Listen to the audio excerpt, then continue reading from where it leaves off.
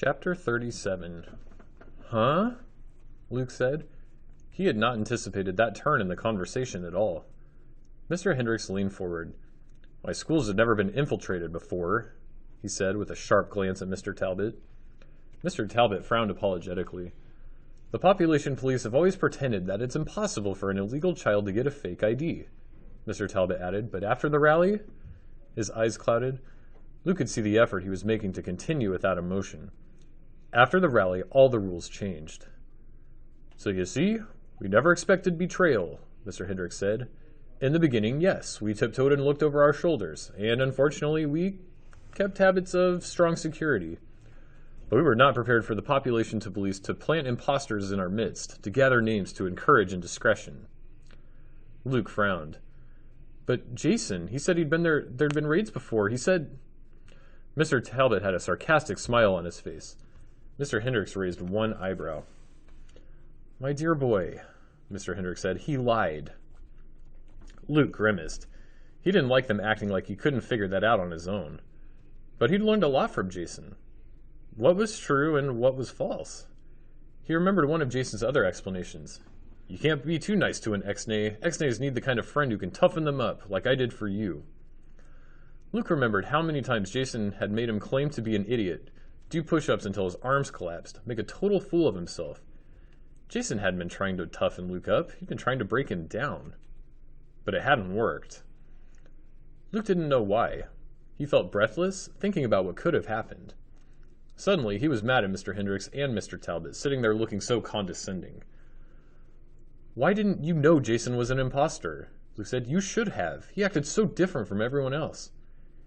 Yes, and so did you, Mr. Hendricks replied quickly. Should we have suspected you of working for the population police just because you like going outside? Luke blinked. Yes, we knew, Mr. Hendricks said, just as we knew Jason, as you call him, was forming a club of former hidden children. We'd never seen that happen before, and frankly, we've used it as a positive deployment. Until you showed us the truth. Luke remembered how frustrated and frightened and alone he'd felt only the night before. I didn't do anything, he said. I tried, but nothing worked. Mr. Talbot deserves all the credit. You stopped the infiltrator and knocked him out. Then you took him to the nurse who, under the school's protocol, had to alert me, Mr. Hendricks said. She thought he was just another former hidden child going through some very unusual trauma, but then he muttered, my phone, and she got suspicious. We locked all the doors and made a search of the entire school building. So that's what Jason had muttered to the nurse, Luke thought. He was kind of glad now that he hadn't heard. He had felt panicked enough as it was. Once we confiscated his phone, Mr. Hendricks continued, we found out that the last number he called was the population police. Meanwhile, your call made George here suspicious. Without spilling everything for the bugs on my phone, thank you very much, Mr. Talbot said. Because of your warning, I had time to double-cross the population police's efforts. So we arrested 2 traitors instead of 6 former hidden children. A good trade in my mind. Luke felt dizzy. No matter how many explanations Mr. Talbot and Mr. Hendricks gave him, other questions sprang up in his mind like so many weeds. Both men were watching him. Nina, Luke said finally. Nina was the other traitor. Yes, Mr. Talbot said. Luke thought about how, just for a second, he'd mistaken Nina for Jen that first night out in the woods. He'd wanted to like Nina so badly. He'd liked the way she'd laughed. But she'd been a traitor too. What will happen to them? Luke asked. Jason and Nina, I mean. Mr. Talbot looked away. Sometimes it's better not to know, he murmured. That meant they were going to be killed, Luke thought. Killed or tortured to death, which was even worse.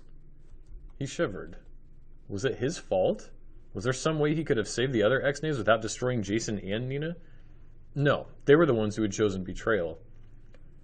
This is a cruel business, Mr. Talbot said. Don't dwell on it. In a corner of the room, an old-fashioned clock ticked quietly. Luke gathered his thoughts for his next question. But why did the population police believe you instead of Jason? If he'd wanted to, that officer could have arrested us all, Luke said. He remembered how careful Mr. Talbot had had to be ever since the rally for fear that someone might connect him with Jen. I thought you were out of favor at Population Police headquarters right now. No offense, of course, he added quickly. Mr. Talbot shrugged, as though being out of favor was as insignificant as a mosquito bite. I had the evidence on my side, he said. They like evidence. And I have to say, it was a stroke of brilliance to computer-enhance that Christmas picture to substitute your face over Jen's. He kept his voice even, saying Jen's name, but Luke noticed that Mr. Hendricks bowed his head, reverently, as though giving in to a moment of silent mourning. Had Mr. Hendricks ever even met Jen? Luke didn't know, but he found himself lowering his head as well. Jen would have liked that, Luke said, using her picture to fool the population police. He swallowed what might have been a giggle. Jen would have been very amused. And what better way to remember those we love than by doing what they like, Mr. Hendricks said. Mr. Talbot nodded, silently. Mr. Hendricks took over the explanation. And, young man, you do not realize the power of the name you have been given. Lee Grant. Your father, the father listed on your school records, is a very important man in our society, he said. But he's not my father, Luke said more forcefully than he intended. I've never even met the man, and I'm not Lee Grant. Mr. Hendricks and Mr. Talbot exchanged glances. Luke wondered if they were deciding he wasn't so ready after all. But you know how to pretend to be Lee Grant, Mr. Hendricks said. That is what matters. Luke shook his head impatiently. He suddenly had it with all this double talk. None of this was real, not the way planting potato was or growing beans. It was easier to be a farmer, to know by looking whether your crops were good or not. Still, another question teased at the back of his mind. Why did they do it? He asked Jason and Nina. Why did they betray their friends, their fellow ex-nays? They were never your friends, Mr. Hendricks said harshly. They came to Hendricks and Harlow's schools with one purpose and one purpose only, to seek out and betray all the former hidden children they could. They preyed upon all the ex-nays' secret desire to speak the real name, because the population police needed the real names to complete the betrayal.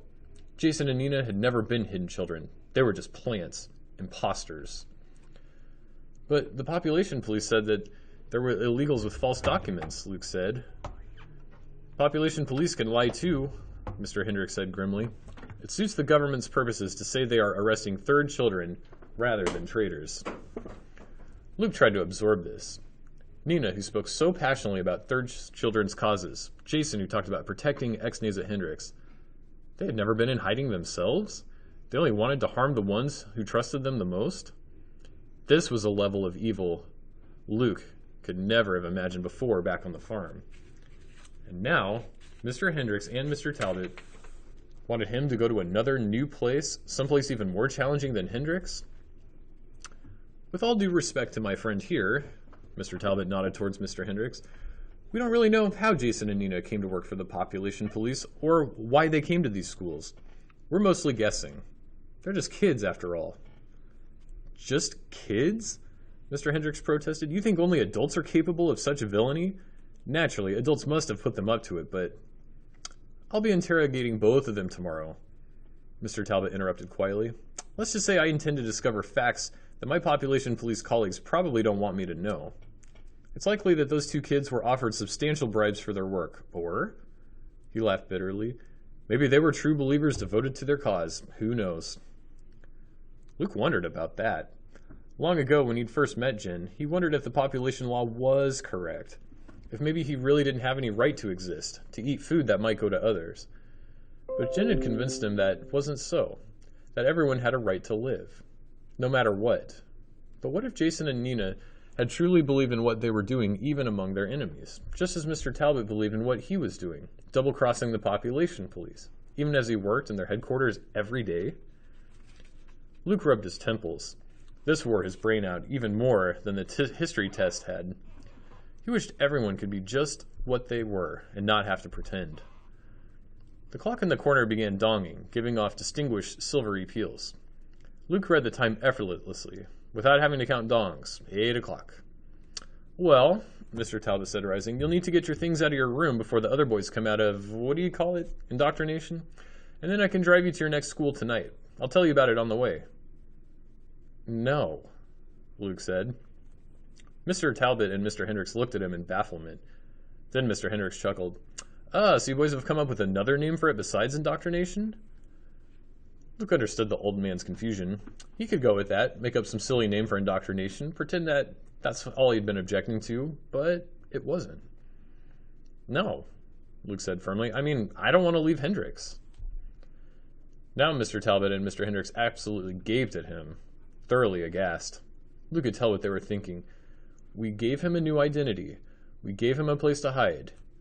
We saved his skin today, and now he tells us no? How dare he? Luke gulped. He wasn't so sure how he dared either. Only 2 months earlier, when he'd left home, he'd been a scared little kid, afraid even to speak. He'd had a borrowed name and borrowed clothes. Nothing but memories to call his own.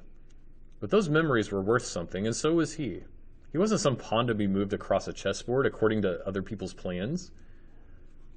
Luke thought about what he'd accomplished at Hendricks. Not just what he'd done to help outsmart Jason, but what he'd done making his garden, trying to make friends, studying for his tests. Jen, you'd be proud, he thought. He tried to figure out how to explain to Mr. Hendricks and Mr. Talbot. I'm glad you want to help me, Luke started softly, and I'm honored that you think I'm ready to leave, but I don't think I'm done here. When I came out of hiding, I told my parents that I wanted to help other third children. Only, I didn't know how. But now I do. I want to help them here. Mr. Talbot and Mr. Hendricks exchanged glances. Then Mr. Talbot sat down. Tell us more, he said. Chapter 38, final chapter. The sun was barely over the horizon, but it was already a steamy day. Luke brushed sweat out of his eyes and pushed another seed into the ground. It was late in the season to plant a garden, but they'd have to wait until after exams. Luke could only hope for a late frost in the fall. Behind Luke, 4 other boys clutched a sturdy rope stretched across the garden rows. One boy dipped quickly toward the ground, dropping a seed before he straightened up. Good, Trey, Luke said, laughing, but it's easier if you open your eyes. I might see something that way, Trey grumbled. Everything's so bright out here. Just smell, then, Luke suggested. Trey breathed deeply. It's so fresh, he said in a marveling voice. Wait until you taste the peas you're planting, Luke said. Luke was still surprised that Mr. Hendricks and Mr. Talbot had agreed to his plan. I never intended to run an agricultural school, Mr. Hendricks had grumbled. Some of these boys are from the richest families, or supposedly from the richest families. Then they need to know how food grows, as much as anyone, Luke answered, surprised at his own tone of authority. Sometimes Luke wondered if he was just taking the easy way out, staying at Hendricks because it was familiar, growing a garden because that's what he liked. But the population law had started over food, so nobody could say that growing food wasn't important. Or maybe that was the problem, that people had started believing it wasn't important. Luke watched Trey plant another seed, this time with his eyes open. This little thing is really going to grow? Trey asked incredulously. Luke nodded. It ought to, he said, and it'll be yours. He hadn't been able to tell Mr. Hendricks and Mr. Talbot how much longer he wanted to stay at Hendricks School. Last week's exams had pointed out plenty of holes in his education, and he knew now that he could learn here. And, no matter what, he knew it had to be good for the other boys to get outside. Are you some kind of a teacher? One of the boys behind Trey asked Luke. He spoke hesitantly, like a little kid, just learning how to talk. What's your name? Just call me Luke said without thinking. Now, where did that come from? It wasn't Luke. It wasn't Lee. It was, somehow, both identities at once. Just like Luke himself. The end.